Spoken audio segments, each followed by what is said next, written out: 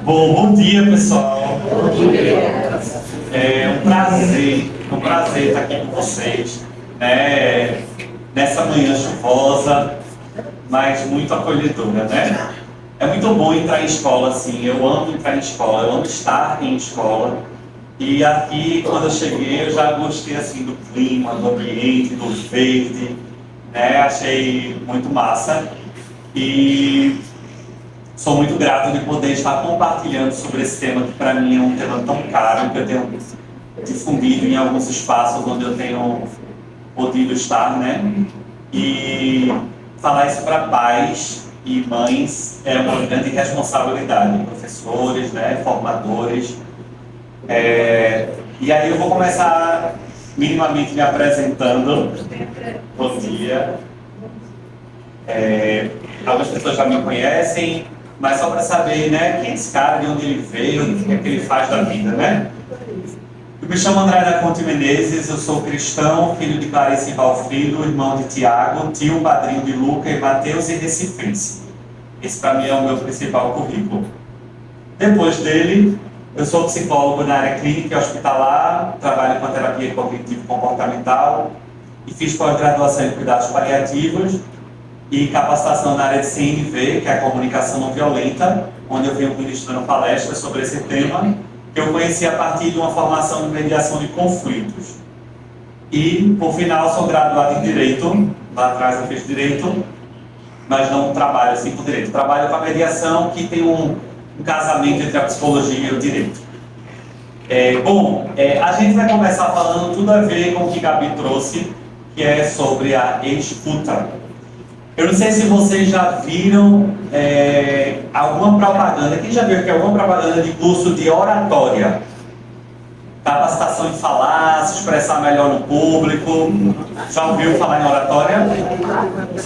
Já fez, é bom, né? Quem já ouviu falar em curso de escutatória? É menos comum, né? E aí o Rubem Alves, ele fala dessa arte da escutatória como uma arte de parar para ouvir o outro. E tudo que a gente vai refletir nessa manhã começa falando sobre isso, sobre escuta. Para a gente se perguntar como é que eu tenho escutado as pessoas com quem eu convivo, como é que eu tenho escutado as pessoas que eu amo, como é que eu tenho escutado o meu filho, a minha filha, como é que eu tenho escutado o meu professor, como é que eu tenho escutado o meu colega de trabalho. E aí Rubem Alves diz que para a gente ouvir o outro com excelência, é muito importante que a gente parta do pressuposto que o outro percebe o mundo diferente da forma que eu percebo. Mesmo que você seja gêmeo ou conheça algum gêmeo, os gêmeos não sentem as mesmas coisas, não expressam as mesmas coisas, não vivem as mesmas emoções, porque são pessoas individualizadas com a sua subjetividade, com a sua intimidade. É isso mesmo, né, gêmea? E aí Rubem Alves, ele diz que o ato de ouvir exige humildade de quem ouve. E a humildade é saber, não com a cabeça, mas com o coração, que é possível que o outro veja o mundo diferente do que nós vemos. Por que eu gosto de começar falando sobre escuta? Porque quando eu vou escutar alguém, e se a gente pensar aqui no nosso foco, pensando em relação a pais e filhos, se eu vou escutar uma criança, é muito importante que eu parta do pressuposto que o mundo dela e a vivência dela é diferente da minha. E isso me colocar no lugar de humildade para eu poder acolher essa criança. Porque se eu parar para escutar uma criança de 7 anos que está com raiva porque você não deixou ele jogar videogame e tem que estudar, e eu vou com o meu olhar de adulto, eu vou dizer, isso não é problema. O problema é não ter dinheiro para pagar a conta, o problema é não ter dinheiro para pagar imposto de renda. Mas esse é o problema daquela criança. E como tal, precisa ser acolhida. Aquela criança precisa ser acolhida na sua história, na sua dor, no seu problema. Porque ele perdeu o brinquedo que ele gostava e não está conseguindo achar. Esse é o problema daquela criança. Ele precisa ser acolhido e validado. Porque se eu não acolho essa criança, eu estou ensinando para ela que os sentimentos dela não importam. Que a dor dela não importa, que a história dela não importa. E aí a gente vai entendendo que a partir de uma escuta compassiva, a partir de uma escuta compreensiva, onde eu compreendo aquela criança, é muito importante que essa minha escuta seja balizada pela empatia. Que não é eu me colocar no lugar do outro, porque eu não consigo me colocar no lugar do outro. Empatia não é eu viver a história do outro. Empatia não é eu viver a dor do outro. Empatia é eu poder compreender o sentido do outro. É eu poder me aproximar do que aquele outro entende, do que ele experiencia e do que ele está sentindo. Então, empatia não é sinônimo de concordância. Logo, eu posso escutar o outro, seja o outro meu colega de trabalho, meu amigo, minha amiga, enfim, meu companheiro, minha companheira. Eu posso escutar aquela pessoa sem concordar, mas respeitá-la de forma empática. Pensando no exemplo com as crianças. Seu filho chega para você com todos os argumentos do mundo, ele está com 10 anos, e ele chega com todos os argumentos do mundo, que faz muito mais sentido ele jogar videogame com os amigos que estão todos online naquele momento, do que parar para estudar. E não faz sentido. E para ele não vai ser mais divertido jogar videogame do que estar estudando? Sim.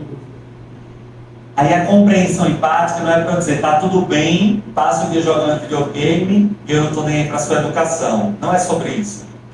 Mas também não é, vai estudar agora, porque quem manda aqui sou eu, quem paga as contas sou eu, quando você tiver seu dinheiro, você decide o que você vai fazer. A compreensão empática, ela me aproxima da minha criança para poder ouvir a necessidade dela, para poder acolher a história dela e poder me comunicar de forma acolhedora, assertiva, educativa e construtiva. Às vezes dizendo não, às vezes dizendo que vai precisar estudar, às vezes dizendo que naquele momento não vai ser possível jogar. E é um processo, porque a educação é um processo, ninguém disse que ia ser fácil, né? Mas é possível comunicar de forma assertiva e acolhedora, sem violência. Como diz Jane Nelson, eu acho, que fala sobre a disciplina positiva, ela fala sobre a importância da firmeza com gentileza. Em alguns momentos a gente vai precisar colocar os limites e dizer, filho, não pode colocar o dedo na tomada. Filho, não tem como a gente fazer isso nesse momento. Por exemplo, uma criança de 4 anos que vai andar no carro e ele precisa usar a cadeirinha e o cinto de segurança, mas ele diz que não quer e ele começa a dar escândalo. Eu posso, letra A, usar a comunicação violenta e dizer, cale a boca, engula o choro, se não parar de chorar, não vai, e deixe de choro, você está parecendo seu pai. Aí a gente faz comparação, julgamento, rótulo. E aí a gente estimula uma comunicação de violência. Por outro lado, letra B, a gente pode dizer, não quer ir de cadeirinha não, filho? Vá não tem problema não. A gente poderia dizer isso que está errado, só está gravando, letra A e letra B estão errados. Mas só estou falando das possibilidades. Ah, faz o que você quer, você manda em você tem 4 anos, dirige sem cadeirinha, é isso mesmo. Essa é uma outra possibilidade que está errada, que não é legal também. E outra possibilidade que é aparentemente mais trabalhoso, mas se a gente pensar numa cultura de construção, né, vale a pena, é um processo de educação, é ouvir aquela criança, é acolher o choro daquela criança, é empatizar com essa criança. Como assim, André? Fala sobre você também, fala coisas que são chatas para você, mas que é preciso fazer por sua segurança. Eu, por exemplo, acho às vezes agoniante ficar com cinto de segurança, porque incomoda aqui. E eu poderia falar para essa criança, filho, filha, é muito chato para mim também ficar com cinto de segurança, incomoda, aperta, mas é pela sua segurança. Ah, André, mas um menino de 4 anos não vai entender. Entende? É um processo de formação, é na linguagem da criança que a gente vai educando e ensinando.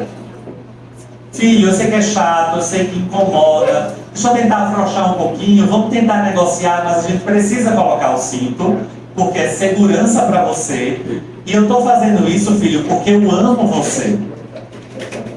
Eu estou colocando cinto de segurança porque eu amo você. Filho, eu estou dizendo para você que não tem como você só jogar videogame e que a gente precisa estudar porque eu amo você. Porque isso é amor. Limite é amor, cuidado é amor. Violência é que não é amor. Tá fazendo sentido? E é um desafio, sim. É um desafio. E vem os argumentos que derrubam avião, né? Eles têm argumentos muito bons. E aí a gente precisa ir trabalhando esse processo, é um processo pessoal, é um processo relacional, a partir do exercício da escuta, a partir da empatia, a partir dessa compreensão de que o outro vê o mundo diferente da forma que eu vejo. Se tiver alguma dúvida, pode perguntar. E dentro desse ponto da empatia, outra coisa muito importante, que a gente, adulto, tem uma forte tendência de dar conselho, encorajar ou explicar a nossa própria posição, sentimento. Meu filho, não faça isso não, porque veja, seu pai já tem 50 anos, já fez isso, deu errado, e não sei o que. Ele não quer saber se você tem 50 anos, já fez isso, deu errado, não. Ele tem 10. Ele não sabe o que é ter 50 anos. Na verdade, ele nem sabe se vai dar vivo com 50 anos. Ninguém aqui sabe, a gente não sabe, né? Só você tem 50 e tá vivo, mas na verdade a gente não sabe. Então, a gente tem essa carreira, essa urgência de dar um conselho, encorajar. Nas relações pessoais, imagina você está no trabalho, né? Chega um amigo e diz assim: estou passando por uma situação difícil no casamento. Ah, eu também já passei, deixa eu dizer, você já nem escuta. Não, porque veja só, eu acabei de ter filho, é muito difícil. Minha esposa pede para acordar de madrugada para trabalhar. Ah, eu tive trigêmeo, tu não sabe o que é problema. Eu sempre estou colocando o meu problema, às vezes, na frente do outro. Eu sempre estou dizendo para o outro que o meu jeito de resolver é melhor. Porque eu tenho a solução para todos os problemas da vida do outro, que é para a minha vida, não tinha melhor. E aí, no lugar disso, a empatia requer que a gente se concentre plenamente a atenção na mensagem da outra pessoa. Que a gente possa dar ao outro o tempo e o espaço que eles precisam para se expressarem completamente e se sentirem compreendidas e compreendidos. Ou seja, no lugar da urgência de dar conselho, mas André, eu já sei que esse caminho não vai ser legal para o meu filho. Ok, acolhe ele, escuta ele, reflete com ele. Vou falar? André, e se ele não fala? Se ele não... Eu não quero dizer. Aí você tenta, fala com a criança que eu não me sinto à vontade, eu não quero dizer. Vai respeitando o tempo dele, vai acolhendo o tempo dele, compartilha também sobre você aquilo que é possível, porque a criança aprende muito com o nosso exemplo. E sabe, às vezes acontece, nós não expressamos as nossas emoções e queremos que a criança expresse. Aí eu chego triste, chateado em casa, todo mundo percebe e a criança pergunta: papai, você está triste? Não, filho, está tudo bem. Eu tenho que ser forte, eu sou Superman. É diferente dizer: papai não está muito bem não, papai está muito chateado com algumas coisas do trabalho. Eu não preciso chegar para o meu filho de 4, 5 anos e dizer: vem cá, papai está se divorciando, porque traiu com a mãe. Eu não preciso usar meu filho de 4 anos como um psicólogo. Mas eu posso, sim, expressar para meu filho, meu sobrinho, enfim, a criança com quem eu convivo, que eu sou humano, que eu choro, que eu sinto. Eu trabalho em um hospital, né? E uma vez eu fui participar de uma comunicação de notícia difícil e a mãe precisava comunicar à própria filha que o neto, né, o filho da filha, tinha morrido no acidente lá. E aí ela veio conversar primeiro comigo, essa mãe e o marido, e aí eles se colocaram numa cobrança: não, foi bom a gente falar aqui, porque eu não posso chorar lá, tem que ser forte. Não, você pode chorar. Você não tem que ser forte. Você perdeu sua filha, você perdeu sua neta. Você pode chorar com. Esse espaço é seu também. Porque a gente é muito cobrado nesse lugar de adulto de que eu não posso expressar minhas emoções. Então, muito pelo nosso ensino também, pela nossa prática e pelo nosso exemplo. E, claro, respeitando o momento da criança. Tem horas que ele não quer falar, tem horas que ele quer falar depois. Tem horas que ele não quer falar e você vai dizer: eu estou aqui, quando você quiser falar, estou disponível. E de fato estar disponível.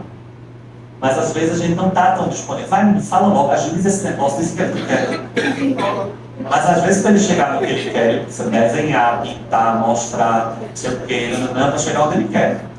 E criança, ela aprende muito com os nossos atos, né? Criança vê, criança faz. Vamos ver um vídeo assim, rapidinho aqui.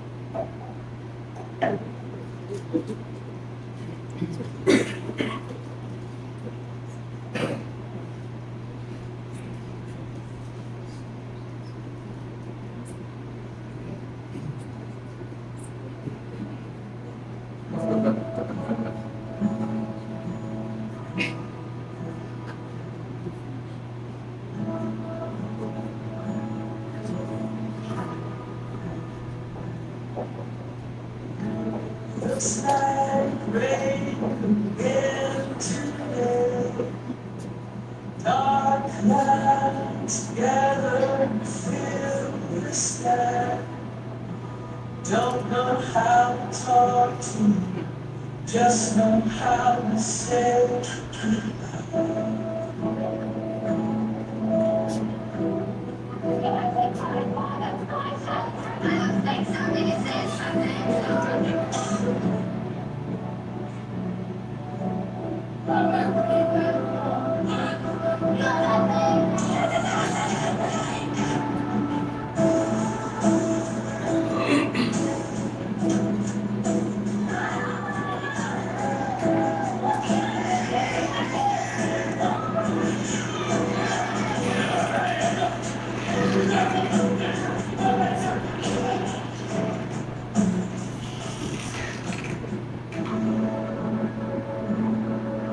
Criança vê, criança faz.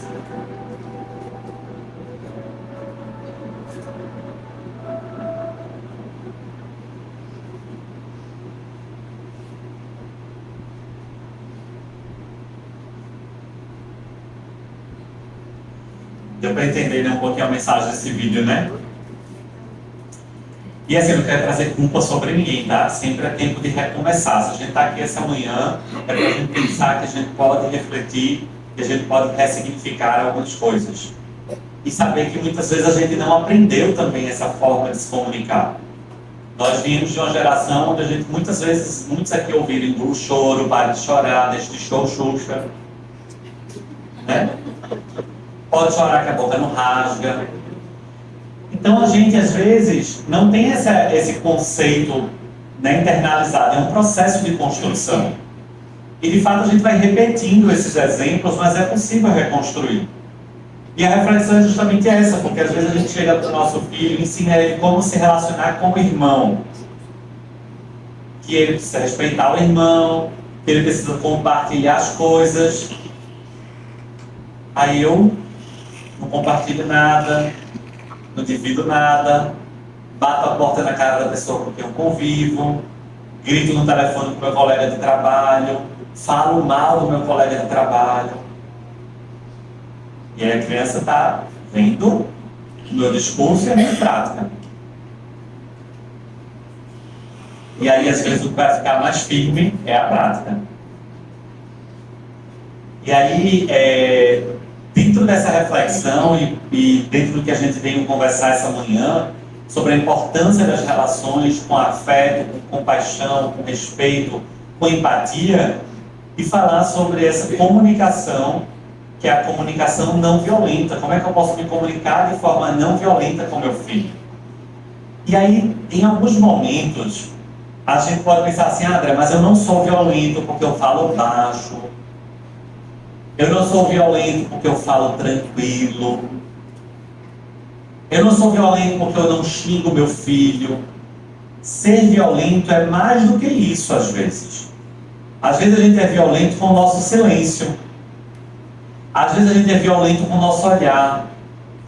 Às vezes a gente é violento com o nosso sarcasmo. Às vezes a gente é violento com a comparação. Ô, menina maluvida, igual a mãe dela, só faz o que quer. Compara, rotula. Então a violência ela pode ser perpassada de muitas formas. E quando a gente nem se percebe, a gente está sendo violento. A gente vem de uma cultura que nos ensina muitas vezes e nos estimula muitas vezes a violência, que é desafiador a todos nós. Isso aqui, quando eu falo para os pais, para os adultos, para as crianças, eu estou falando para mim também. E aí, se a gente pensar nessa comunicação não violenta que foi proposta, que foi sistematizada por um psicólogo norte-americano que já faleceu, chamado Marshall Rosenberg, né? Ele tem vários livros, tem um livro que é o nome da palestra, Comunicação Não Violenta, de Marshall Rosenberg. Se a gente pensar nessa estrutura, a gente entende que a comunicação não violenta, além de nos levar a ouvir as nossas necessidades mais profundas e as necessidades dos outros, ela nos leva a perceber os relacionamentos por um novo olhar. Como assim?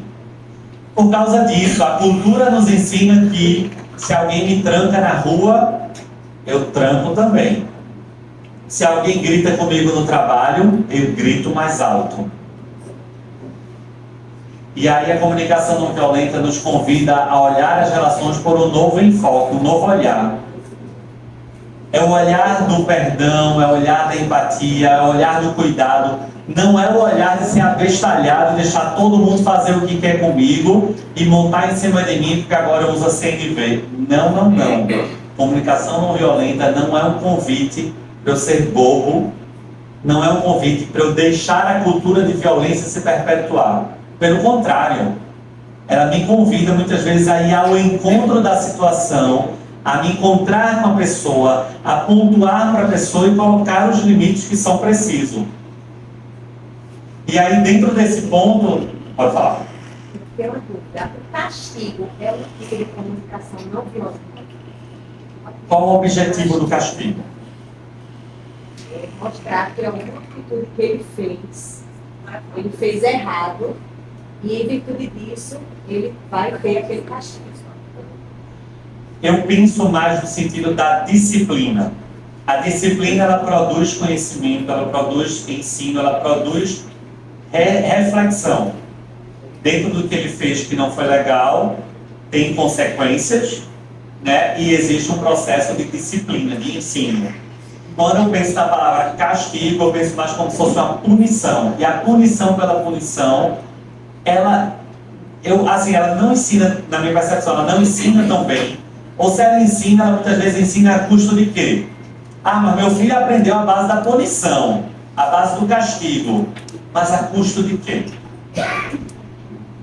A custo de ferir as emoções dele, a custo de trazer medo, porque o castigo, no sentido da palavra castigo, traz muita ideia de se você fizer, você vai ser punido. Então, às vezes, a criança faz escondido para não ser punida. E a disciplina, ela gera reflexão, ela gera compreensão de que aquilo não é legal, que aquilo machuca o outro, que aquilo me machuca. E que podem ter consequências. Um ato que eu fiz que não foi legal pode gerar consequências. Então eu penso mais nesse sentido da disciplina do que o castigo. Fez sentido? Mais ou menos? Alguém quer complementar? Alguém quer falar alguma coisa? Às vezes a gente fala de castigo. Tá, senta. Às vezes a gente fala de castigo, né? E o castigo é a consequência daquilo que a criança fez. Né? Muitas vezes eu digo para os meninos, veja, você está chamando de castigo, mas tudo que a gente faz, todo ato da gente tem uma consequência. E às vezes a consequência, né, é o que a gente chama de castigo. Então, quando a gente for pensar em colocar um castigo, né, vamos refletir com a criança, com o adolescente, o que foi que aquele comportamento dele gerou, né? É a consequência daquilo que você fez. E é ensinar também as crianças, como a André está falando, a questão da educação, né? Se responsabilizar por aquilo que ele fez. Muitas vezes a gente responsabiliza o outro. Ah, mas foi porque fulano me empurrou, eu bati nele, ou eu briguei com minha irmã e eu belisquei ela porque ela estirou língua para mim, né? Tá, o que você fez para que ela estirasse a língua para você? E daí o que é que a gente tem em consequência disso? Né? Não vai mais brincar com sua irmã porque você não está sabendo se comportar com ela. Isso pode ser um castigo. Então, a gente pensar no castigo, que a gente chama de castigo, que na verdade é ensinar as pessoas que tudo que a gente faz tem consequência e que a gente precisa se responsabilizar por aquilo que a gente faz. A educação está exatamente nisso. A gente poder enxergar qual foi a minha participação naquela situação, né? E qual é a consequência que eu tenho em função do ato que eu realizei. Então, acho que o castigo vai nessa direção, né? De quando a gente pensar em castigar uma criança ou um adolescente, é pensar qual é a relação com aquilo que eu estou querendo ensinar. É nesse sentido. André, eu Muito obrigado. gostaria só de complementar, né, a gente pensa muito na consequência do dano, mas a gente não pensa naquilo que motivou a criança a realizar ou ter aquela tipo de relação. Então, quando o André fala da reflexão, e a gente diz para a criança, fique lá no cantinho e vá pensar, sozinho talvez ele não consiga chegar naquilo que motivou ele. Então, é muito mais importante você refletir de onde partiu, que necessidade ele queria atender, quais os sentidos ele queria produzir naquela pessoa, né, do que o fato em si, do que a situação em si. Aí sim a gente consegue, né, o André está fazendo isso de seguida, a gente consegue fazer a reflexão. Não é fácil, né? Processo. Principalmente quando você tem duas. Não vai perguntar a situação para Deus. Vai perguntar as histórias totalmente diferentes. Ah, mas porque o Catarina fez outra coisa assim, aí. É um desafio. Você não sabe. E pior, não é gritaria. Sim. E às vezes vai ter que conversar com um individualmente, depois conversar com a outra individualmente, né? Acolher as duas, sentar junto com as duas depois. E às vezes, porque a gente também tem muita pressa, e que às vezes a gente quer resolver na hora da raiva. Aí não dá certo não, porque na raiva a criança não está entendendo mais nada, ela está de pura emoção. Ela não vai assimilar né, de forma eficaz, de forma saudável. Às vezes nem vai assimilar, porque está lá no impulso da raiva. Às vezes na hora da raiva a gente termina fazendo o que a gente não queria. Uma pergunta que eu sempre faço: algum pai e mãe fica feliz por ter magoado seu filho? Tipo assim, que massa, fui violento com meu filho, alguém.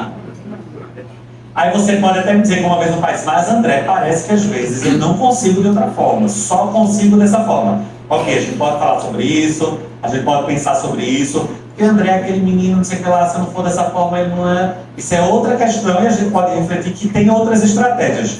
Mas você pode até dizer, eu não consegui, perdi a cabeça, só consegui que ele calasse depois que eu gritei. Mas no final você fica feliz, que massa, gritei com meu filho. Não fica. Sabe por que eu estou dizendo isso? Que a violência, ela machuca não só quem recebe, mas quem faz também. Esses dias eu estava dando uma palestra para um grupo de jovens em situação de vulnerabilidade que fazem curso de palhaçarias com os doutores da alegria. E foi muito legal, aprendi muito naquela manhã, e uma das coisas que me marcou muito foi quando uma jovem... E ali eram histórias de violência, só para vocês terem ideia, uma jovem disse assim, quando minha mãe morreu, foi um alívio e foi trauma. Trauma porque eu perdi minha mãe. E alívio porque faz 3 anos que eu não apanho todos os dias. Porque desde pequena, todos os dias, sem nem saber por que eu apanhava quando chegava em casa, com cano de bujão de gás. Aquele negócio da bujão de gás. A mangueira. Todos os dias eu chegava da escola sabendo que ia apanhar, não tinha motivo, eu ia apanhar. Então minha mãe morreu, foi um alívio e foi traumático. E nesse grupo, uma das pessoas disse assim, situações de violência, elas, das mais diversas possíveis, ela disse assim, a gente tem que pensar que quando a gente é violento com o outro, isso também nos machuca. Quando a gente é violento com outra pessoa, isso também nos faz mal. E eu achei aquilo muito interessante, porque às vezes a gente para pensar direitinho, e no fundo, pensando nessa relação pais e filhos, nenhum pai fica feliz com isso. Nenhum pai fica contente, nenhuma mãe fica contente. Então, é desafiador? É. Mas aí exige o quê? Trabalho pessoal da gente, capacitações, às vezes fazer terapia, porque tem as nossas histórias que estão sendo mobilizadas na hora que aquela criança age de uma forma que nos irrita. Porque veja, os nossos sentimentos, eles refletem necessidades nossas, que foram atendidas ou não. Então, quando eu estou irritado, quando eu estou com raiva do meu filho, qual é a minha necessidade que não está sendo atendida? O que é que eu estou precisando naquele momento? Os nossos sentimentos, eles comunicam. Eu acredito que essa comunicação não violenta os pais em geral, né, nós pais, A gente tem que ter muito autocontrole, né? A gente tem que cuidar muito da gente para poder conseguir fazer essa comunicação não violenta. Porque a gente vai sem querer no impulso exatamente para atender as nossas necessidades. Então, acho que você tem que estar muito bem consigo mesmo para poder conseguir atingir isso, certo?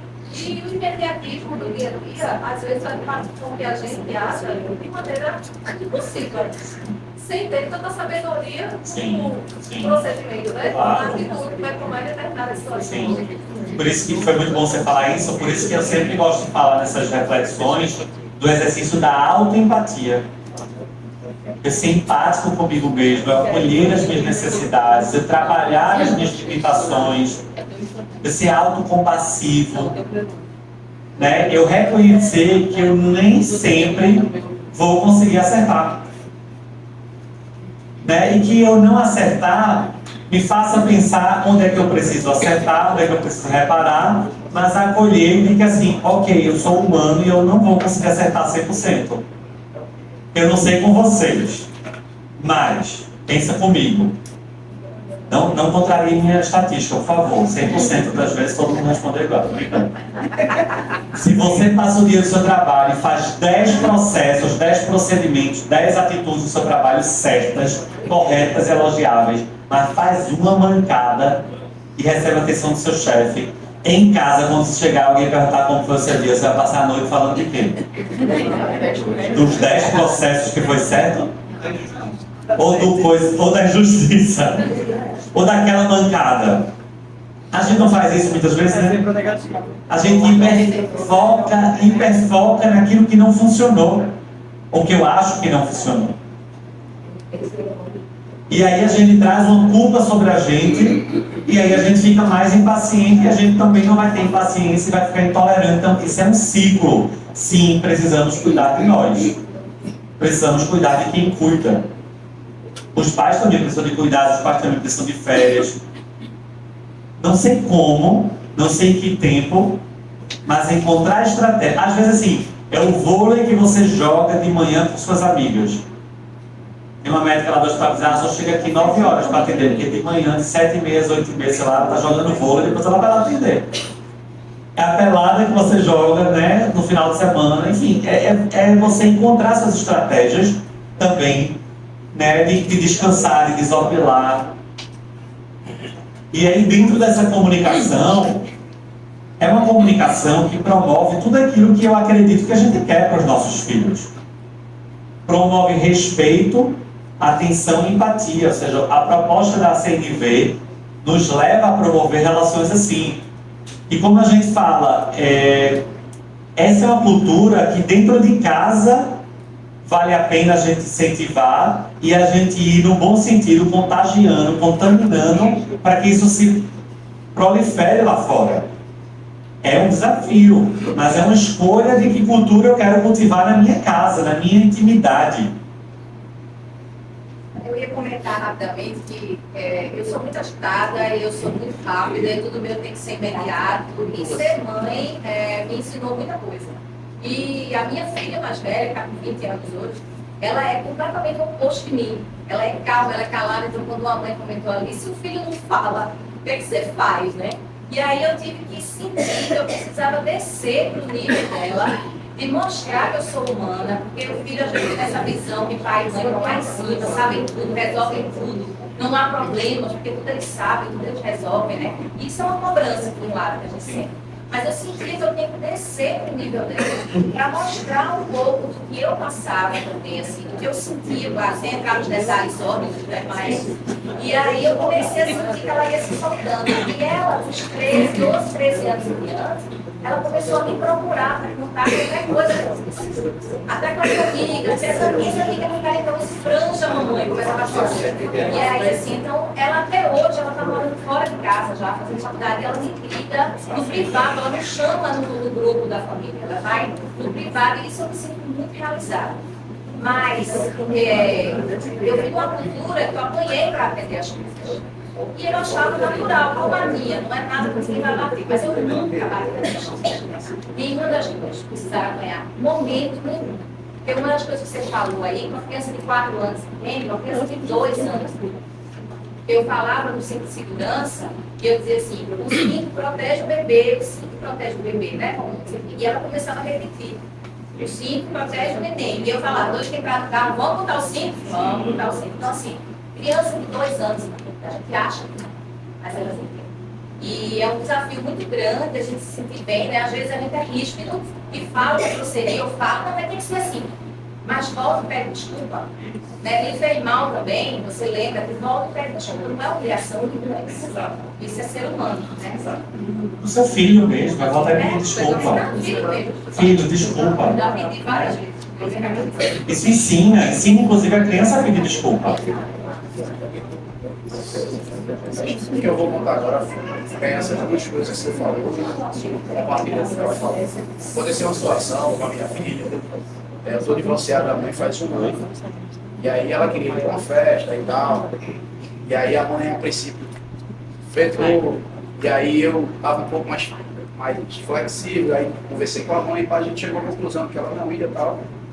E aí ela disse, mas pai, eu queria ir para ali outubro, vai ter outro em outubro e tal, enfim.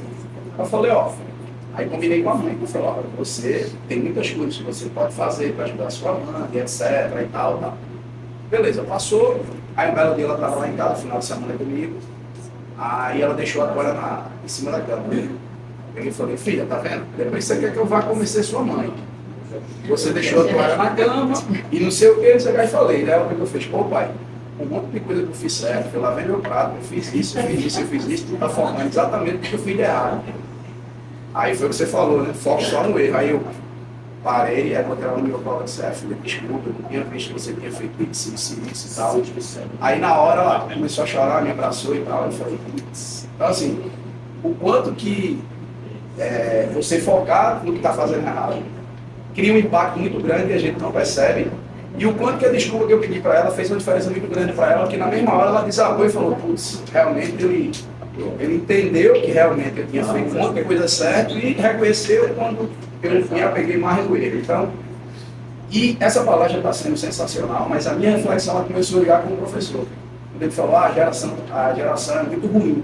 Lógico, não concordo com essa frase, eu sei que ele falou muito no tom de brincadeira, mas a geração é muito ruim. Só que quem é o pai dessa geração? Na hora que ele falou isso, eu falei, putz, a geração da gente, o pai era outro também. Então, assim, a gente tem a tendência muito mais de apontar e esquecer de olhar muito mais para dentro da gente. Quero levar vocês para minhas palestras. Estou gostando.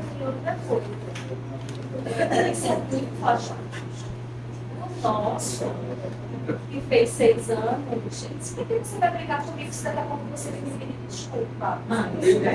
E aí, é um pedido de desculpa, ele está usando de artifício, porque ele sabe que mais na frente a gente vai pensar. Se de repente aquilo foi exagerado, e ele coloca você num quadrado desse, se não botar um pedido de desculpa ele está usando, então a gente tem que se antecipar. E você tem que se antecipar. Uma criança de 6 anos, que as crianças ainda são muito velhas, graças a Deus. Porque a previsibilidade se tem muito chata, né? E é por isso que a gente aprende. Mas é muito difícil lidar com essa imprevisibilidade. Ele sempre nos pede ficar o seguro.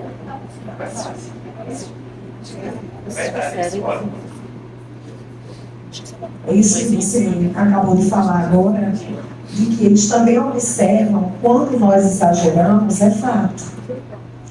É bem clichê isso que eu vou falar agora, mas é importante que a gente pare um pouquinho e reflita sobre isso. Todo exagero é prejudicial, porque o nosso próprio organismo, a própria natureza, o mundo, o universo, eu diria que ele se encaminha para uma busca de equilíbrio, um equilíbrio dinâmico. A nossa psique não é diferente. Esse é o grande desafio. Porque se eu estou sempre pedindo desculpas ao meu filho, tem alguma coisa aí que precisa de mais assertividade. O André falou sobre ter empatia consigo mesmo. O ter empatia consigo mesmo não é ser bonzinho o tempo inteiro consigo mesmo. é poder olhar para si, parece, né? É esse o sentido que me vem. É o poder olhar para si e identificar o que em mim precisa ser transformado. É olhar para mim e perceber aquilo que precisa ser validado. Aquilo tudo que foi falado, a gente precisa olhar para a criança e validar as emoções dela. Num clima de percepção, compreensão e, por último, confronto. O tempo inteiro assim, a forma pode mudar bastante. Mas o tempo inteiro pode ser assim. Pelo menos você está se trabalhando para que isso aconteça. Como é que eu vou agir diante do outro se eu não estou entendendo o que está acontecendo? Mas, na cultura do imediatismo, eu tenho que dar resposta na hora. Será mesmo que eu tenho que dar respostas na hora? Será que eu não tenho que me resguardar? Olha, vai para o teu quarto, fica aí um pouquinho, daqui a pouco eu falo contigo. Toma água, respira, liga para a tua amiga, fala com teu esposo, fala com alguém que possa te compreender, se esvazia um pouco, vai lá. Com a possibilidade de ser mais assertivo. Isso é via de regra, tem que ser sempre assim? Não. Há momentos em que algo precisa ser feito e vai ser feito na hora. Então, a rigidez comportamental nas relações pode levar à culpabilização. Vou deixar essa questão para reflexão. Obrigado pela contribuição de vocês. Isso me fez... Na minha terapia, eu conversando com o terapeuta sobre minha filha que ela estava muito agitada, sobre a situação do processo de mudança. Aí ela me falou uma coisa que não pode separar, tá? Se essa doença da família não está bem emocionalmente, então ele vai afetar tudo. Então, como é que você quer que uma criança esteja bem e os outros não estão? Se ela toda completa o que um deles está passando. Então, isso a gente também tem que olhar para a gente, porque às vezes a gente não está bem, né? Tenta não demonstrar para a criança, mas ela sente. E ela vai sentir nos seus comportamentos. Isso aí. A importância da gente se cuidar, né?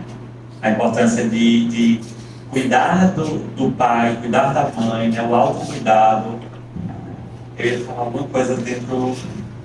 Se eu lembrar, eu vou contar depois do que foi falado. Mas eu lembro, dentro disso que a gente estava falando aqui, antes da gente avançar aqui, duas historinhas que eu acho que tem muito a ver. Uma vez eu estava tendo aula, né, na minha pós e a professora disse sim, ela era psicóloga e trabalha enfim, com crianças, e ela estava trabalhando sobre raiva com uma criança. Questão da manifestação da raiva. A criança sentia muita raiva. E aí ela começou a... Essa criança chegou para ela, em resumo, a queixa, né, de que quando ela tinha raiva, ela batia nos amiguinhos da escola. E aí ela foi trabalhando a raiva com a criança foi melhorando, a escola nunca mais chamou, aparentemente tudo resolvido. Meses depois, a escola chama para chamar a atenção de que a criança quebrou o jardim da escola, no ataque de raiva. A criança estava com raiva e na hora da raiva ela quebrou a plantaçãozinha que todo mundo tinha, as crianças tinham feito.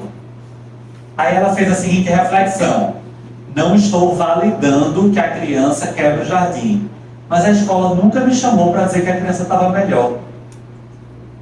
A escola nunca me chamou para dizer que a criança não estava mais batendo nos amiguinhos.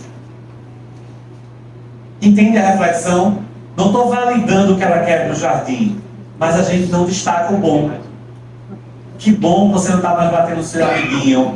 Ressalta bom e reflete também, filho. Mas também não pode machucar as plantas. Mas a gente às vezes a gente só foca naquilo que não está bom.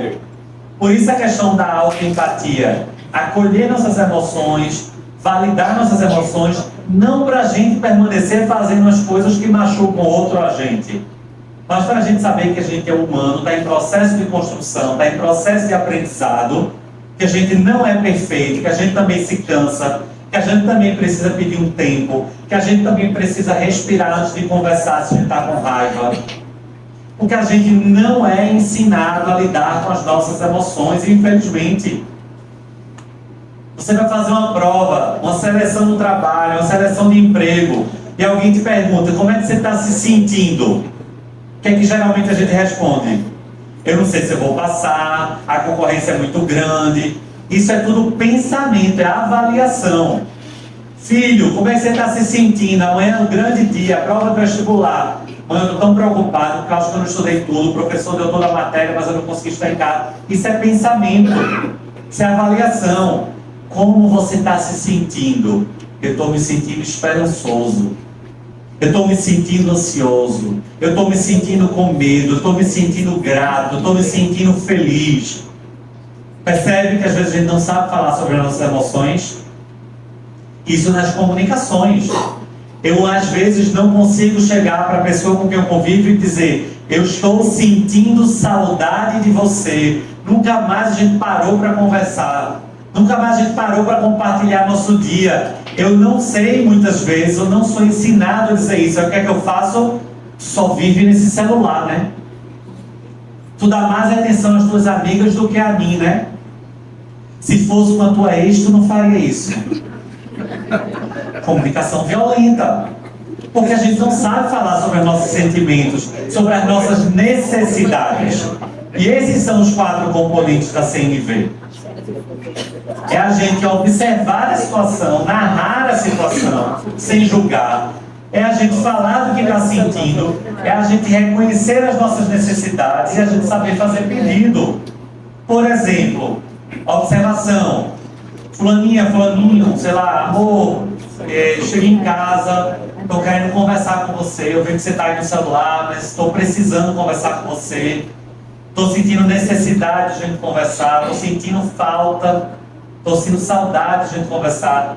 Tem como tu parar um pouquinho, mexer o celular e a gente conversar?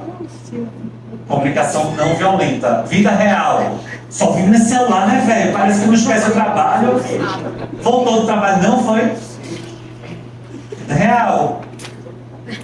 Então, às vezes, a gente nem fala do que está sentindo. Ainda tem uma cultura machista, opressora, que homem não pode sentir, né? Homem não pode chorar. Homem tem que ser forte. Homem sente, homem chora, homem tem fraqueza. Porque ter fraquezas e ter fortalezas é ser humano. Ter habilidades e ter fragilidades é ser humano. E acolher as nossas vulnerabilidades é libertador. Quando a gente acolhe as nossas vulnerabilidades, como assim, André? Eu não sei fazer muito bem isso, eu preciso melhorar nisso. Eu tenho limitação nisso e está tudo bem, porque eu não sou perfeito.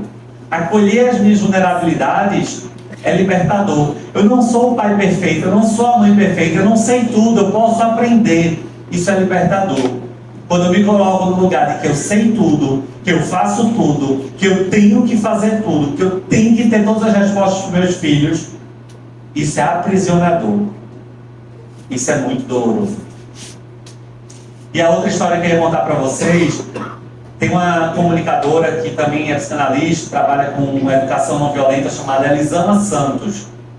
E a Elisama Santos, ela traz uma história do livro dela, de que o filho chegou com 4 anos da escola e disse: mamãe, ela estava ensinando a criança a lidar com as suas emoções. Estava no processo de educação emocional, algo muito importante. Mamãe, eu já tive muita raiva na escola, muita raiva do meu amiguinho. E foi, filho. E você, como foi isso? Eu tive vontade de esmagar o osso dele. 4 anos. Pausa para essa frase. Algumas mães diriam: que absurdo, você não é assassino, muda essa raiva, não sei o que lá, não sei o que lá. Outro talvez dizer: tá igual o pai, tá vendo? Aprendi isso com o pai. Outros talvez diria: é, filho, teve vontade de ter mesmo, quer quebrar o osso dele, quebre, bandido bom e bandido morto. Outros talvez diriam isso. Aí a Elisama está ensinando a criança a lidar com a raiva, porque raiva acontece na vida, né? A gente adulto também tem raiva. A questão é que eu não posso dar vazão à minha raiva e sair quebrando tudo, e nem tampouco engolir a raiva, adoecer e ficar sem expressar minhas emoções. Eu preciso saber lidar com as minhas emoções. E aí é isso que a Elisama estava trazendo, essa reflexão. Eu estou com raiva, minha vontade é gritar com as pessoas. Eu vou sair da situação porque não vale a pena eu gritar com as pessoas. Eu estou com raiva, minha vontade é chegar agora, dar minha carteira para o meu chefe e pedir demissão. Eu não vou fazer isso porque eu gosto do meu trabalho, estou no momento de raiva. Saber lidar com a raiva. Só que a gente não é ensinado. Aí a Elisama trabalhando isso com o filho dela, voltando à história, filho, e aí, então minha vontade de esmagar o filho dele. Ela foi, meu filho, o que é que você fez? Mamãe, eu se afastei dele. Com 4 anos, no português bem dizido, ele se afastou dele. Essa foi a estratégia dele. Para entender que ele não podia quebrar e esmagar o osso do amiguinho. Aí um exemplo dentro da escola que eu gosto de trazer quando eu falo para a escola é assim.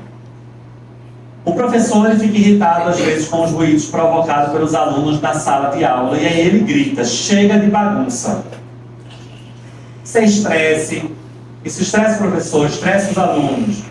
Aí Girafez, é porque esse livro, ABC do Girafez, é um livro bem legal, até para trabalhar com crianças sobre a comunicação não violenta. Por que Girafez?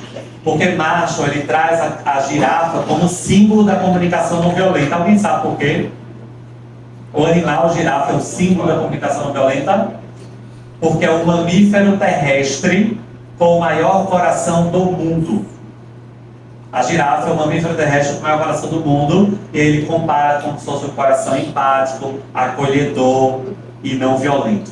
E outras coisas que ele fala da girafa. Então, para falar o girafeiro, ou seja, para usar a comunicação não violenta, o professor precisa, antes de tudo, empatizar com ele mesmo, para descobrir quais as necessidades dele que não estavam sendo atendidas naquela situação. Que poderia ser silêncio e cooperação, né? Estava uma bagunça, a necessidade de silêncio e cooperação não estavam sendo atendidas. Aí uma outra estratégia seria o professor dizer: eu me sinto irritado quando escuto esses ruídos todos. Eu necessito de silêncio e cooperação. Gostaria da colaboração de vocês, assim posso passar informações que preciso para o aprendizado de matemática. Isso não é para decorar e fazer essa frase de efeito, exatamente não.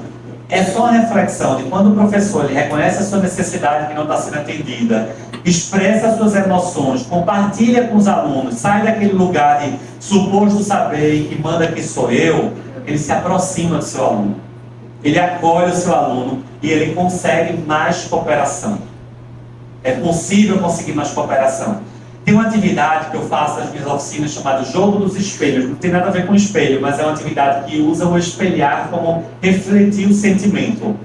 Tem uma atividade que é muito bem-vinda dentro de sala de aula. Eu conheço um professor que ele dá aula até para adultos mesmo e tal, e ele diz que todo lugar que ele chega, todo primeiro dia de aula, ele começa com esse Jogo dos Espelhos. Que, em resumo, é um grande círculo onde as pessoas vão ter a possibilidade de falar, serem escutadas, falar das suas emoções, terem as suas emoções acolhidas, sem julgamento, sem crítica, sem conselho. Ah, faz isso, faz aquilo. É um exercício de escuta, de silêncio e de acolhimento. E de trabalhar a linguagem das emoções. E isso ele desenvolveu, ele começou a perceber que isso aproximava ele da turma dele. E aproxima mesmo, porque aí o professor vai saber um pouco mais da história do aluno, o aluno vai saber um pouco mais da história do professor. Quando eu tenho feito isso, nas empresas, nos lugares que eu tenho ido, é incrível, porque às vezes você vê, irmão, trabalho contigo há 20 anos, eu não sabia isso. Não sabia dessa tua dor, não sabia dessa tua história. Né? Então a gente está caminhando para a reflexão de fechar e tal, mas aí eu queria deixar alguns alertas. Lembra que no começo eu disse que às vezes a gente é violento sem nem perceber? Que às vezes é violento com um emojizinho de coração no Instagram, né? Com aquele, minha querida, qual foi a parte que você não entendeu? Você quer que não tem desenho? Né? Às vezes a gente é violento sendo fofinho. Olha esse caso aqui. Se fizer xixi na tampa, eu limpo com sua escova de dentes com amor, mamãe. Né? Aí bota a escova de dente do menino. E aí diz, se fizer na tampa, eu limpo sua escova de dente. Né? Aí, isso é só para a gente refletir que, embora a gente não considere violenta a maneira que a gente fala, muitas vezes as nossas palavras induzem a mágoa e a dor, seja para o outro, seja para a gente mesmo. Então, a reflexão inicial que a gente trouxe sobre o que a gente tem trazido para os nossos filhos, como é que a gente tem deixado... Eita, eu vou recreio. Como é que a gente tem deixado a nossa geração, como é que a gente tem marcado a nossa geração dentro da nossa própria casa. Como diz o nosso artista urbano, Rafa Mato, não sei se alguém conhece aqui, que tem aquele regador do amor, plante amor, colhe o bem. É esse lema. O que eu tenho plantado na minha casa? O que eu tenho regado na minha família? O que eu tenho plantado nas relações com os meus filhos? O que eu tenho ensinado para os meus filhos? Como é que eu tenho acolhido e tratado os meus filhos? O que eu estou cultivando, né, nas minhas relações mais íntimas? Esse livro aqui, Criar Filhos Compassivamente, é um outro livro do Marshall Rosenberg, traz uma historinha bem interessante. Ele fez uma oficina e ele dividiu o grupo em 2. A diferença é que um grupo, ele disse que o conflito se dava com o filho, e no outro grupo era com um adulto, um vizinho, por exemplo. Então tinham 2 grupos, cada um numa sala, a mesma situação, só que na letra A o conflito era com o filho, na letra B o conflito era com o vizinho, um adulto. Depois os grupos se reuniram e apresentaram os diálogos, né? Num caso pensando que o outro era o filho, e no grupo A e no grupo B era um vizinho. E aí os grupos discutiram, pensaram, era o mesmo contexto. Depois que todos leram os diálogos, ele perguntou se tinha percebido alguma diferença quanto ao grau de respeito e compaixão demonstrado em cada um dos casos. Todas as vezes que ele propôs essa atividade, Marshall diz, a comunicação do grupo que trabalhava na discussão com um filho sempre era percebida com menos respeito e com menos compaixão, quando comparada com o grupo que tinha trabalhado com o seu vizinho. Exemplo, quem deixou fazer o cocô no tapete, o cachorro fazer o cocô no tapete foi o meu filho. Quem deixou o cachorro fazer o cocô no tapete da minha casa foi o vizinho. Como é que eu abordo meu filho e como é que eu abordo meu vizinho? Entendeu assim a lógica? A mesma situação, grupos diferentes. E isso mostrou para ele, de modo doloroso, que é muito fácil desumanizar alguém pelo simples fato de ver essa pessoa como meu filho. O grupo que lidava esse problema com o filho foi muito mais violento, muito mais desrespeitoso e muito menos compassivo do que o grupo que ia lidar com o vizinho. Pensa, gente, se é o meu filho que deixou o cachorro fazer o cocô no tapete da minha casa, que chegou e quebrou aquela louça nova que eu acabei de comprar. E se é o vizinho que está jantando na minha casa e acabou de quebrar aquela louça nova que eu acabei de comprar? Como é que a gente age? E para a gente fechar, precisamos de um mundo mais pacífico, resultante de famílias, vizinhanças e comunidades mais pacíficas.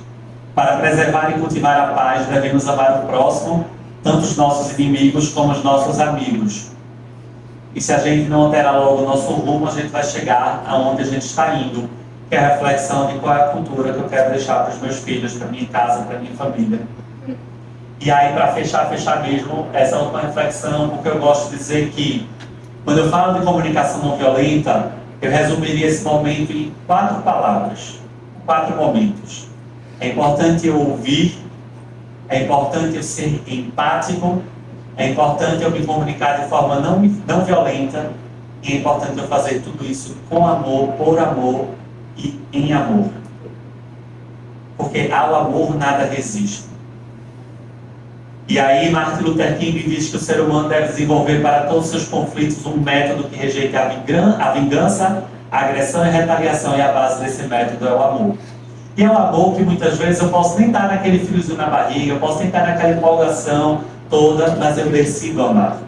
É o amor mesmo quando aquela pessoa me machuca, meu filho me estressa, me dá uma paciência, mas eu posso dizer, eu vou decidir amar porque eu vou sair da situação para não ser violento com ele, eu vou decidir amar porque eu vou refletir isso em outro momento, eu vou decidir amar porque eu vou respeitar aquela criança em formação.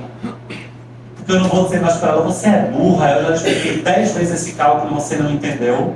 Eu vou me calar por amor a essa criança. Eu vou dizer, filho, eu preciso sair daqui agora, porque eu estou muito impaciente depois a gente volta a estudar. Isso é uma decisão de amor. É sobre isso que a gente está falando aqui essa manhã. É sobre uma escolha permanente de amar. E aí eu vou passar um vídeo, só para a gente finalizar, eu deixo aqui minhas redes sociais, se alguém quiser saber um pouco mais sobre esse assunto, tem aqui meu Instagram, @AndréAconto, pode escanear aqui o QR Code. Eu tenho feito oficinas em escolas e empresas. Sábado que vem eu vou fazer uma oficina de 8 horas sobre esse tema. A gente vai sortear aqui uma vaga. Se você não puder ir, a gente sorteia de novo para quem puder e quiser ir. Vai ser lá na UNIT, que é a Universidade Tiradentes, que fica ali do lado do Geraldão, na Ibiribeira. Vai ser de 8h30 da manhã e 5h30 da tarde. É uma oficina completa de 8 horas. A gente vai fazer o jogo dos espelhos, vão ter outras atividades. Mas eu queria terminar um vídeo que eu acho muito tocante e muito interessante, que fala sobre essa relação pais e filhos. Sobre às vezes a gente não vê os nossos filhos crescerem porque o dinheiro fala mais alto. E eu sei que a gente precisa do dinheiro, a gente trabalha, a gente tem coisas para pagar, a gente tem... Mas eu queria só deixar esse vídeo final como reflexão.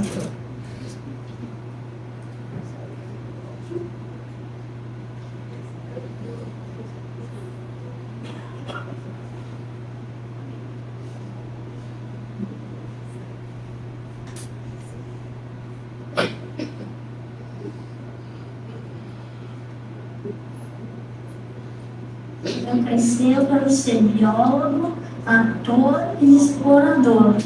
Menina de vôlei, eu quero ser caixa de supermercado e quero ser menina do ping-pong. Explorar vários lugares, explorar novas cidades, explorar selvas. Como toda criança, tinha 1000 sonhos. Sonhava 1000 coisas, mas tinha que tocar a empresa da família. Tem uma segunda, mecânico e frentista, para salvar as pessoas, apagar incêndio. Que eu gosto muito de carro, eu gosto de me fechar, entrar debaixo do carro. Meus filhos, eu não vi crescer. Para ganhar dinheiro. Quando eu crescer, eu queria ser pintora, porque desde pequenininho eu gostava de pintar vestido e jardim. Mas o pessoal comentava muito que não valia a pena. Em 72, cantei na Itália. Gostaram muito. Mas é aquela história. 12 anos dentro do laboratório. E eu fiquei com medo de largar o certo pelo duvidoso. E aí a vida passou. E eu nem percebi.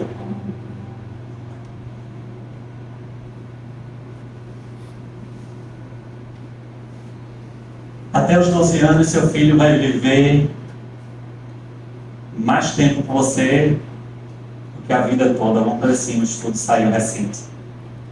Como tem sido o seu tempo de qualidade com seu filho? Sempre é tempo de recomeçar. Cuide do seu amor, cuide da sua criança, cuide de você. Muito obrigado por essa manhã.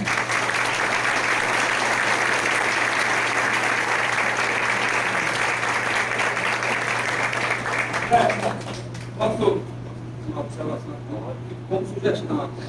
Na verdade, né, crianças são esponjas, né, são quase tudo que tem a ver com o reflexo do cara. E a gente tem pouca paciência. Por exemplo, eu tentei trazer minha filha para o lado do esporte. Minha filha foi prematuro de treino, nasceu de 6 meses e tal. Todo mundo da escola me conhece, sabe? Então ela, a Olimpíada era o último lugar toda vez, porém, no inglês, todas as atividades ela tem. Então eu tentei botar ela para ver jogo de folha, não sei o quê, e ela tentou me puxar para o lado dela. Eu me lasquei na prova. Eu uma vez assisti um vôlei, assistiu, não gostou tanto. E ela botou para ver Poliana. Poliana, sério, tem 500 capítulos. Eu sou e até o fim. Ela desistiu e eu não desisti. 314, 315, assim, mostrando que, e na verdade, a gente nas casas é um monte de isolamento. O pai chega, a mãe chega, com comodidade, com cansado, cada um vai para um canto, ele vai para o casulo dele lá. Porque abrir o celular, abrir, né? Entendeu? Então, é isso que acontece. Uma sugestão que eu queria dar para nós todos, eu tenho que fazer também, é pedir para eles nos ensinarem, especialmente informática. Eu sou professor, a minha geração é lascada, a maioria. Então ela hoje, ela diz, eu sei, deixa que eu faço aqui. Uma pessoa de 12, 13 anos. Então ela consegue e se sente super útil em fazer uma postagem para mim. Porque eu aprendi demais no dia a dia com ela, né? Ensinar as coisas. Agora há pouco ela perdeu uma menina, como ela foi fazer um teste de negócio de atriz. Claro que não ia dar certo. Ela nunca treinou para cantar, beleza. Cada um tem sua momento.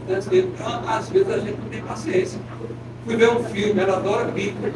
Ela disse, não quero ir para negócio, mesmo que vocês possam. Não quero negócio de Bíblia, prefiro Liverpool. Até hoje é maravilhada com isso. Conseguiu dar essa curso da época. Então, assim, na verdade, né, foi o dela para ver um filme de Bíblia, se lascou também. Porque o filme era 12 ou 14 anos, mas tinha sexo explícito. Então, no meio do negócio, quando parou, eu disse, agora lascou, tem que explicar todos os poréns aí. Então, minha sugestão para nós todos é que a gente peça ajuda a eles. Domingo eu pedi. Aí hoje eu faço as tarefas, sou professor também, e eu faço a tarefa para ela, sem ela saber, filha, prepara um negócio aí de física do 8º ano. Quando eu vejo é para o colégio, aqui indiretamente. Ela preparou ali, quando eu faço, vejo o gabarito, então na verdade ela não é boa nessa área de humanas e termina estudando. Agora ela se sentindo útil. Deixe meu pai, que o professor não sabe fazer isso, eu sei. E a gente às vezes não tem nenhuma paciência, né? Porque que ela se adapta ao meu jogo.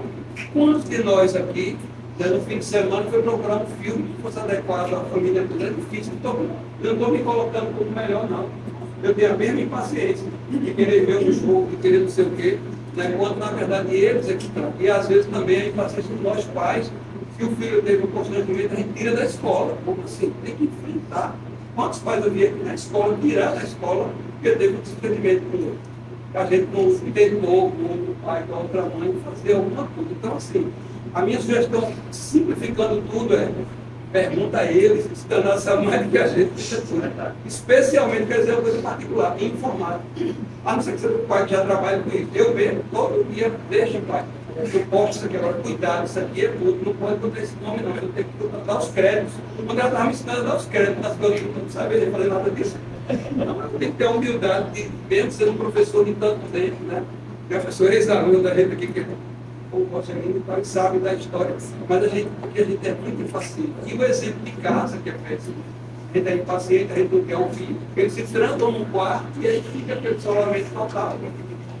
A gente nem sabe o que é, porque com medo do que está acontecendo. Minha esposa hoje tem tudo espelhado, no Instagram, não sei o que, para onde ela vai. Eu não tenho ainda não, ela tem, é segurança. Na verdade é para acompanhar o dia a dia de tudo e tudo. Porque eu na internet falo que não sei o que. Então é isso que eu queria, na verdade, é aprender com eles também. Você fazer isso? Aprender com eles também. Adriana, eu queria complementar, eu achei o vídeo interessantíssimo. Sim. E aí eu lembrei de uma fala da Elisama Santos. O microfone? Estão me ouvindo? Precisa de microfone. Precisa de microfone. Pense numa resistência para usar isso, porque eu fico muito mais ligada na minha voz do que o que eu vou falar. Bom, eu achei interessante o vídeo que o André trouxe, porque lembra de uma fala da Elisama Santos, que ele citou aqui. Ela tem um livro chamado Educação Não Violenta, muito interessante, né? Ele tem na árvore do livro Comunicação Não Violenta também do Marshall, está na árvore de livros, se vocês tiverem interesse em ler. E aí ela tem uma fala que ela diz o seguinte, que a gente se preocupa muito mais em criar uma criança para ser o adulto do futuro do que olhar para a criança do presente. E aí eu acho que esse vídeo retratou bem isso, né? A gente se preocupa, a gente escuta os sonhos deles, a gente ouve, mas a gente incentiva e projeta o filho que a gente quer enquanto adulto. Aquele que vai ter uma boa profissão, que vai ganhar dinheiro, e a gente acha que o dinheiro vai trazer a felicidade. E a gente esquece de acolher a criança que a gente tem no presente, com os sonhos dela, com os desejos, com as necessidades do presente. Foca muito no futuro. Era isso aqui, só para lembrar. Ótimo, ótimo, Gabi. Sim. Eu queria só dar uma palavrinha bem rápida. Você quer o microfone? Não. Eu fui entubada com uma desculpa, falo muito baixo. Meu nome é Mônica, eu sou psiquiatra infantil. inclusive adultos. E assim, eu achei, André, esse momento maravilhoso. Acho que você está aqui. Obrigada, professor. Meu nome é Pamela, bom dia. Eu gostaria de dar parabéns. Eu achei que esse momento foi muito forte, uma reflexão maravilhosa. Alexandre foi meu professor, é uma honra estudá-lo também. Mas eu queria só acrescentar que essa geração nossa é uma geração que está virando um capítulo. É muito improvável que qualquer um de nós, enquanto alunos, tivéssemos tido a oportunidade, que nossos pais tivessem ouvido o que a gente ouviu hoje. Então, talvez muitos aqui tenham sentido culpa, porque criança nenhuma vem com manual de instrução, as minhas também não vieram, né? E a gente identifica nossos problemas pessoais. Mas na hora que a gente vê que a gente está pensando sobre isso e refletindo no que a gente pode agir diferente, isso já é muito forte. Nossa presença aqui, ela já é muito forte. A gente está pensando e abrindo essas fragilidades é algo incrível. Parabéns. O exemplo do pai aqui também foi lindo, né?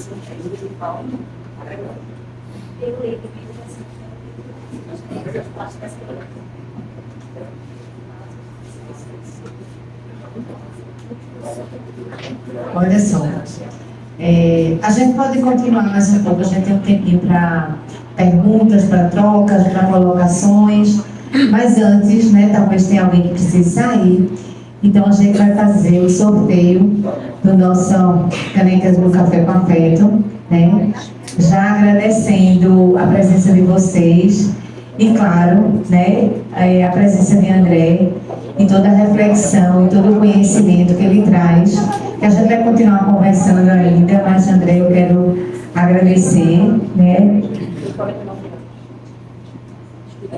agradecer a presença de todos. Antes de eu fazer o sorteio, deixa eu perguntar, a gente passou uma lista de frequência, eram 3 pranchetas que a gente dividiu as listas para facilitar a educação infantil, ensino fundamental 1 e 2. Quem não assinou, lá é ensino fundamental 1 e 2, aqui é educação infantil e ensino fundamental 2. Quem não assinou, a gente vai passar. Tá bom? Então, eu vou fazer. Eu vou pedir a André para sortear. Nosso convidado que eu já acho que é da casa. Vai ser a primeira oficina? O que vocês querem? A oficina primeiro? Então pronto, a primeira oficina, ok? Que é um presente, né? Um mimo, é um afeto, é um carinho de André. Sim. Número 99.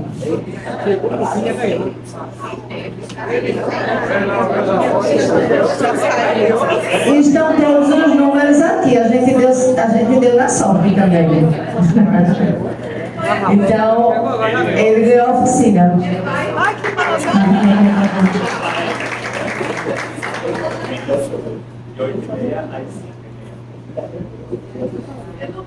8h30 da manhã, 5h30 da manhã. Ele é muito ocupado, Ele é muito ocupado. Não vai poder ir. Então eu vou sortear de novo. Sorteia de novo.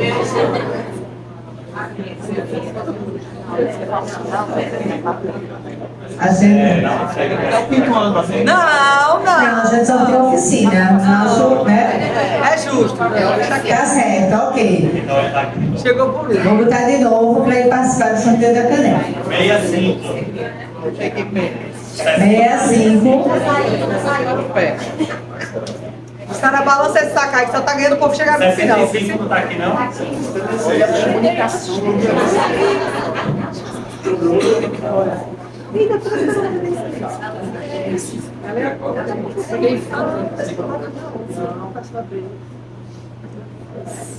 Quem ganhar também pode presentear, né? 63. Ixi, Maria, desceu mais 3, ó. 63.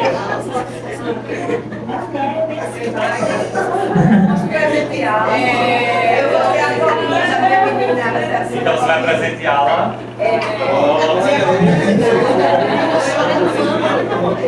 Quem não pede, não Agora. Pronto.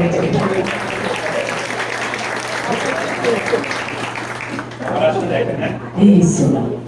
De volta, botou não. Mas eu não botei aqui.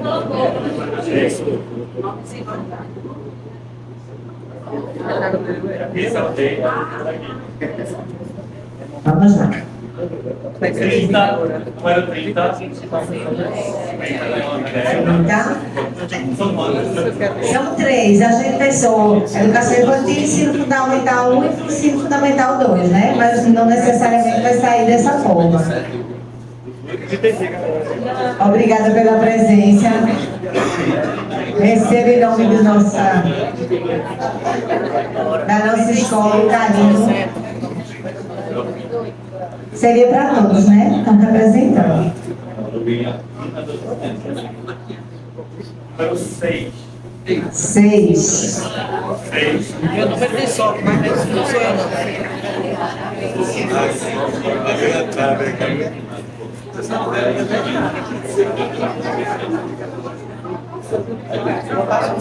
Deixa eu dar. Obrigada pela presença.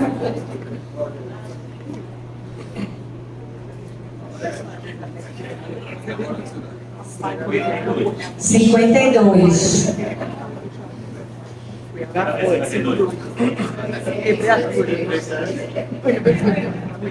Então tire outra. Tchau, tchau, tchau, tchau.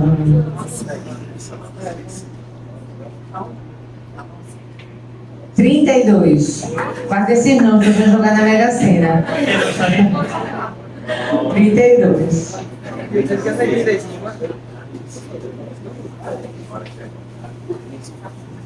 Obrigada. Obrigada, gente. E agora, tem cafezinho? Quem quiser tomar cafezinho, a gente pode ainda. A gente tem um tempinho, né, André? 9h10.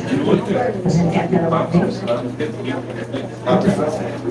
Já passou? Ah, certo. Veja, gente, então a gente agradece, né, André.